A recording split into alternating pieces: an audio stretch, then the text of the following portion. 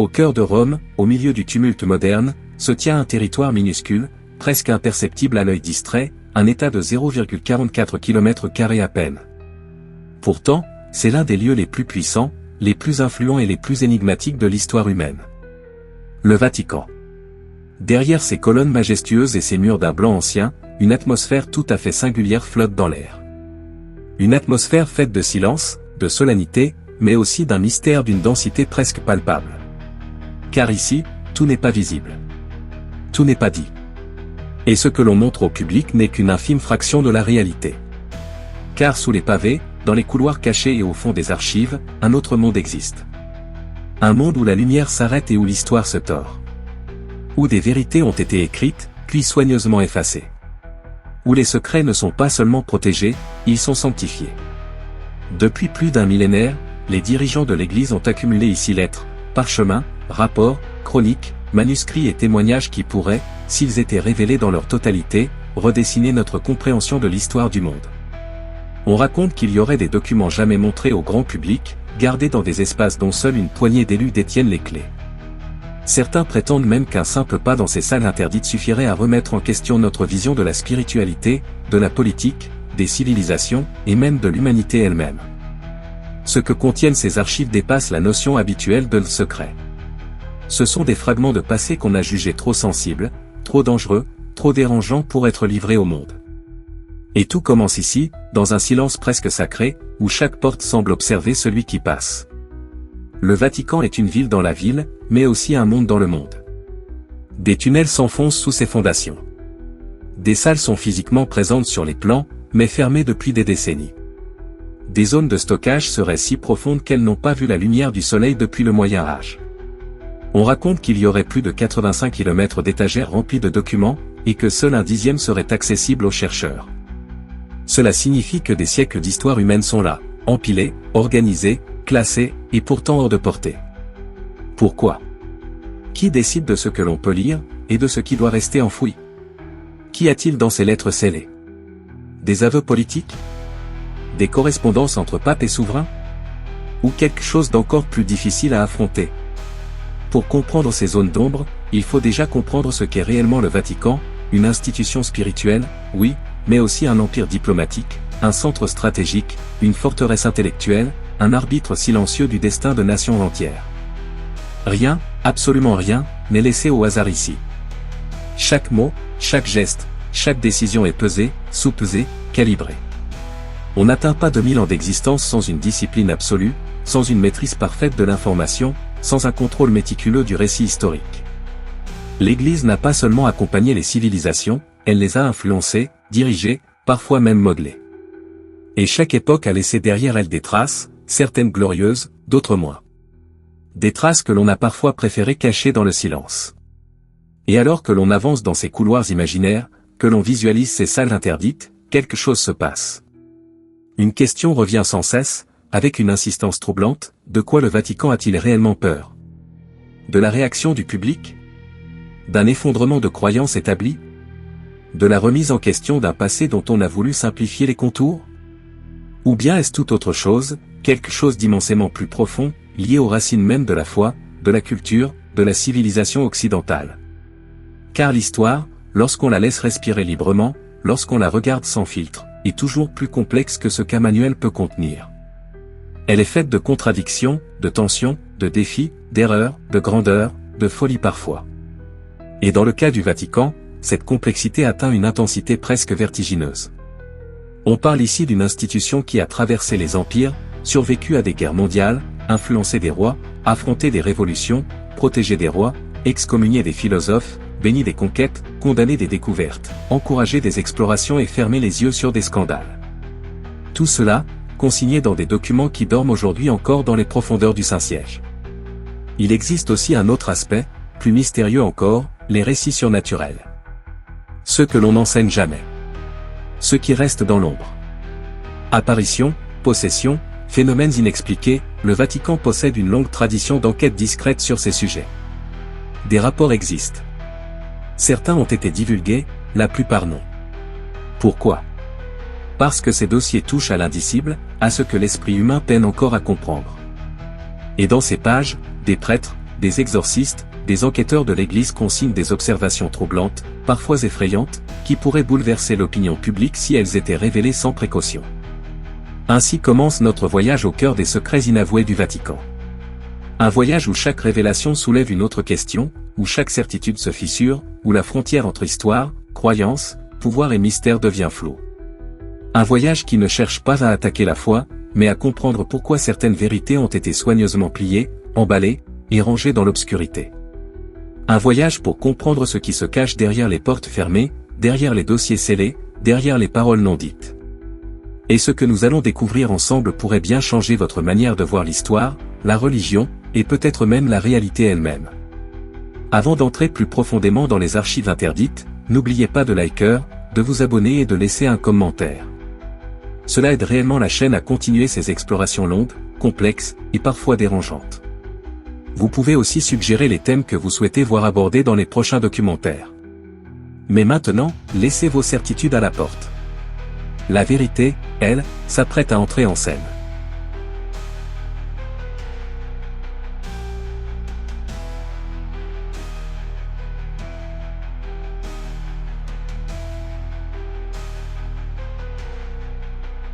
Lorsque l'on pénètre symboliquement dans les entrailles du Vatican, on comprend rapidement que le mystère ne vient pas seulement de ce qui est caché, mais aussi de la manière dont tout a été organisé pendant des siècles.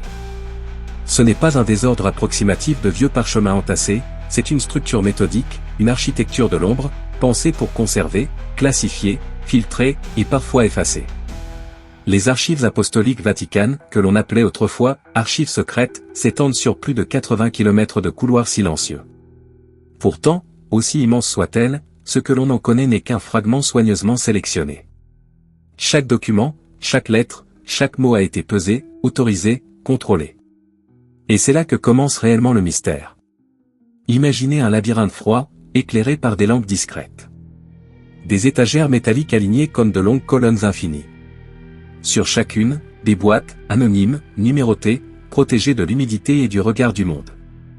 Le visiteur autorisé, car seuls quelques chercheurs triés sur le volet obtiennent ce privilège, avance en silence, conscient que tous les mètres qu'il parcourt représentent parfois des décennies de vie humaine consignées là. Mais même eux ne voient qu'une petite partie. Les zones les plus profondes, celles que l'on nomme officieusement le secretum, leur sont strictement interdites. Et personne, hormis quelques membres du clergé, ne sait précisément ce qui s'y trouve. Dans ces profondeurs, selon les témoignages d'anciens archivistes et les rumeurs persistantes de chercheurs, se trouveraient des documents qui n'ont jamais été consultés en public depuis leur création. Des lettres de rois qui ont changé l'équilibre politique de l'Europe. Des confessions écrites de souverains condamnés par l'histoire. Mais aussi des récits beaucoup plus troublants, des témoignages d'événements extraordinaires, des phénomènes incompréhensibles consignés par des témoins d'époque, prêtres, évêques, missionnaires, des hommes habitués à distinguer l'illusion du réel. Ces documents, dit-on, auraient été classés non pas pour des raisons religieuses, mais pour éviter des conflits, des paniques, ou des remises en question capables d'ébranler les fondations de nations entières. Parmi les objets les plus controversés, il y aurait des manuscrits apocryphes datant des premiers siècles du christianisme. Certains racontent que ces textes présentent des visions du monde et de la spiritualité radicalement différentes de ce que nous connaissons aujourd'hui. Certaines versions alternatives de récits fondamentaux. Des enseignements attribués à des disciples oubliés, à des communautés dissidentes, ou à des penseurs que l'Église a voulu effacer pour protéger une cohérence doctrinale. Le Vatican a toujours affirmé que ces textes sont conservés uniquement pour l'étude historique, et non pour être cachés. Mais si tel était le cas, pourquoi si peu d'entre eux sont-ils consultables? Pourquoi certaines catégories d'écrits sont-elles totalement absentes des listes publiques? Pourquoi y a-t-il des milliers de pages dont personne ne parle jamais, même parmi les spécialistes? Et puis il y a les reliques. Les objets sacrés. Ceux que la foi vénère mais dont l'histoire est souvent floue. Certains d'entre eux seraient enfermés non pas dans les musées ou les églises, mais dans des coffres aux portes blindées, conservés comme des éléments trop précieux ou trop problématiques pour être montrés. Des fragments de tissu, des morceaux de bois, des artefacts anciens, des objets rituels dont la provenance réelle se perd dans la nuit des temps. Certains auraient été analysés par des experts, d'autres jamais. Les récits de moines ou d'évêques du passé indiquent parfois que certains de ces objets auraient été associés à des phénomènes étranges, à des histoires que l'Église aurait préféré traiter avec prudence, en silence, plutôt que de les exposer au monde. Mais le point le plus fascinant, et peut-être le plus dérangeant, concerne les enquêtes menées par le Vatican lui-même sur des phénomènes dits inexpliqués. Contrairement à ce que beaucoup pensent, l'Église n'a jamais nié l'existence de phénomènes extraordinaires. Elle les étudie. Discrètement. Méthodiquement. Avec un protocole d'une rigueur implacable. Lorsqu'une apparition est signalée, lorsqu'un exorcisme semble dépasser le cadre psychologique, lorsqu'un phénomène étrange se manifeste dans une région reculée, des enquêteurs mandatés par l'Église sont parfois envoyés en secret. Le public ne le sait jamais. Seules quelques lignes codées dans des documents internes, rarement révélés, témoignent de ces missions silencieuses. Certains de ces rapports décriraient des événements troublants, difficiles à comprendre même pour les spécialistes, des témoignages concordants, des phénomènes lumineux, des comportements inexplicables. Bien sûr, officiellement, tout cela relève de la prudence, de la vérification. Officieusement, cela dessine un tout autre tableau. Dans cette partie du documentaire, nous entrons véritablement dans les zones grises où se rencontrent le savoir, la foi, la politique et l'inexplicable. Car ce qui fait la profondeur du Vatican, ce n'est pas seulement son rôle religieux. C'est la façon dont il a traversé les époques en absorbant les secrets de millions de vies humaines. Les guerres, les alliances secrètes, les persécutions, les découvertes géographiques, les premiers contacts avec des civilisations lointaines, tout cela a été consigné, parfois analysé, parfois dissimulé pour préserver la stabilité. Le Vatican n'a pas seulement surveillé la spiritualité du monde, il a souvent observé l'histoire comme un maître d'orchestre silencieux, en prenant soin de ne jamais révéler toutes ses partitions. Et pourtant, malgré l'immensité de ce que l'on sait ou soupçonne, ce ne sont probablement pas les documents historiques qui dérangent le plus, mais ceux qui touchent à des phénomènes que nous ne comprenons pas encore. Là où la science trébuche, où la logique chancelle, où les croyances se heurtent à l'inconnu. Des dossiers sur des malédictions anciennes, des témoignages de phénomènes apparemment impossibles, des récits qui auraient, selon certains chercheurs, été consignés puis scellés pour éviter que la population de l'époque ne sombre dans la peur ou dans la superstition.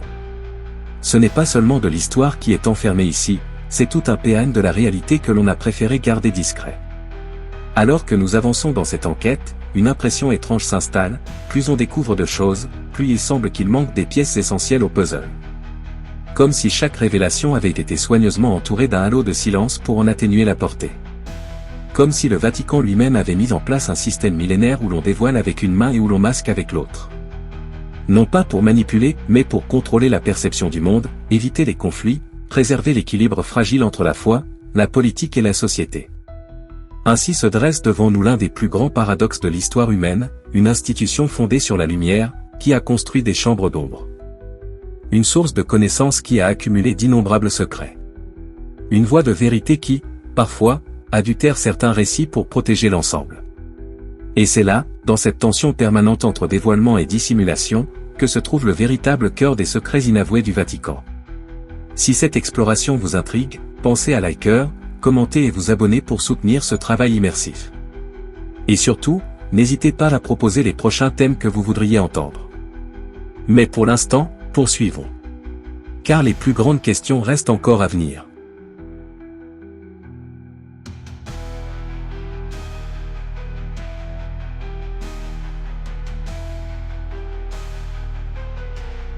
À mesure que notre voyage touche à sa fin, une dernière question persiste, lourde, presque brûlante, pourquoi tant de secrets? Pourquoi, dans un monde où l'information circule à la vitesse de la lumière, où chaque vérité finit tôt ou tard par refaire surface, le Vatican demeure-t-il l'un des derniers gardiens d'un savoir silencieux, enfoui, méthodiquement protégé depuis des siècles? Pour comprendre cela, il faut remonter au cœur même de sa nature. Le Vatican n'est pas une institution ordinaire. C'est un sanctuaire, un symbole, une structure qui précède les nations modernes et qui survivra peut-être même à certaines d'entre elles. Il a vu naître des empires, il a assisté à leur chute, il a accompagné les découvertes les plus fascinantes de l'histoire humaine, en a parfois été moteur, parfois témoin effacé. Et chaque fois qu'un événement marquant a traversé notre monde, une trace en a été conservée là-bas, dans ces archives silencieuses. Lorsque l'on observe l'histoire avec suffisamment de recul, un motif se dessine. Le Vatican n'a jamais cherché à dominer par la force brute. Son pouvoir a toujours été plus subtil, celui de l'information, de la mémoire, du récit. Ce pouvoir-là n'est ni militaire, il est narratif. Car contrôler ce que l'on raconte du passé, c'est influencer la manière dont les générations futures comprendront ce qu'elles sont. Alors oui, certains documents, certaines découvertes, certains témoignages ont été gardés dans l'ombre. Peut-être pour éviter des schismes. Peut-être pour éviter que la peur ne se propage. Peut-être pour préserver une cohésion fragile. Ou peut-être, pour protéger une vérité trop immense pour être révélée sans préparation. Il existe des historiens qui pensent que les archives les plus profondes contiennent des éléments capables de bousculer notre compréhension de la spiritualité humaine. D'autres parlent de manuscrits oubliés qui pourraient remettre en question des dogmes. D'autres encore évoquent des phénomènes étudiés par des commissions secrètes, des événements qui dépassent les lois naturelles telles que nous les comprenons. Tout cela existe-t-il réellement? Ou ces récits ne sont-ils que des projections humaines, fascinées par l'idée qu'un pouvoir ancien détient la clé d'un savoir perdu? Au fond, peut-être que la seule vérité certaine est celle-ci, ce qui est caché attire toujours davantage que ce qui est exposé. Le mystère est un aimant. Et le Vatican est, depuis des siècles, le point central de cette attraction. Mais au-delà du secret lui-même, il y a une autre dimension, beaucoup plus profonde, celle de ce que ces secrets disent de nous. L'humanité a toujours cherché des réponses. À ses peurs, à ses douleurs, à ses limites. Lorsque nous imaginons un manuscrit interdit, ce que nous cherchons vraiment, ce n'est pas seulement une vérité ancienne, mais un sens à notre propre existence.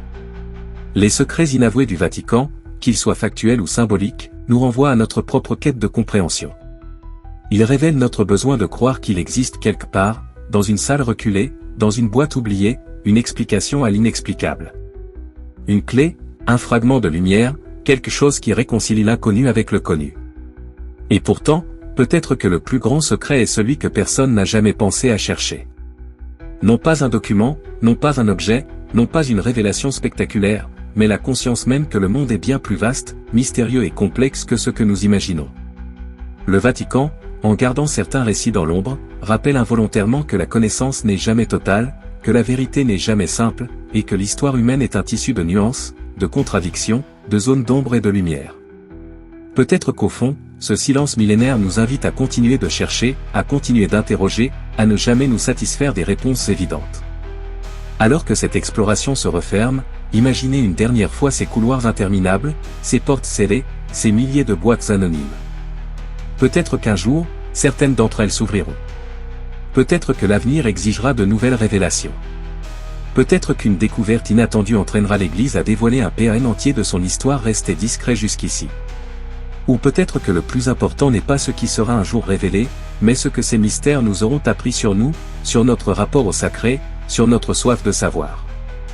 Et maintenant, alors que la dernière image du documentaire s'éteint lentement, un dernier message résonne. Si cette plongée dans les secrets inavoués du Vatican vous a captivé, si vous souhaitez soutenir d'autres enquêtes aussi profondes, n'oubliez pas de liker cette vidéo, de vous abonner à la chaîne, et de laisser un commentaire. Chaque soutien compte, chaque message aide l'aventure à continuer. Et surtout, dites-moi quel thème vous voudriez explorer dans les prochains documentaires. Vous avez la parole, et vos idées guident la direction de ces enquêtes immersives. Merci d'avoir voyagé avec moi au cœur des ombres et de la lumière. Ce n'est pas la fin. Ce n'est que le début d'autres révélations, d'autres mondes, d'autres mystères. À très bientôt, pour une nouvelle plongée dans l'inconnu.